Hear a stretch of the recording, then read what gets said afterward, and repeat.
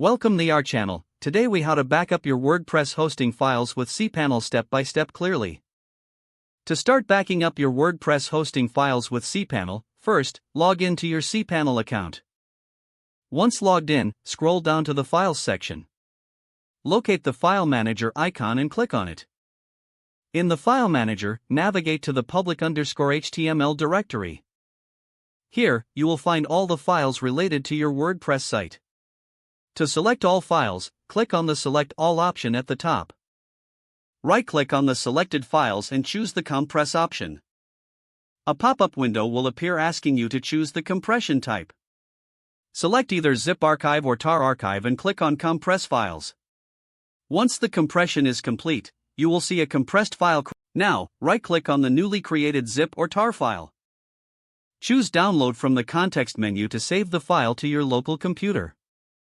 Next, return to the cPanel home and scroll to the Databases section. Locate the phpMyAdmin icon and click on it. In phpMyAdmin, select your WordPress database from the list on the left. Once the database is selected, click on the Export tab in the top menu. Choose the export method as quick and format as SQL. Click the Go button to download your database backup to your local machine. After both files are securely saved to your computer, ensure they are stored in a safe location. You have successfully backed up your WordPress hosting files using cPanel. If the page does not load, refresh the browser or try again in a private or incognito window. Make sure you are using the correct email address, then retype it carefully to avoid small typos. If your password is not accepted, use the Reset option and create a new strong password you can remember.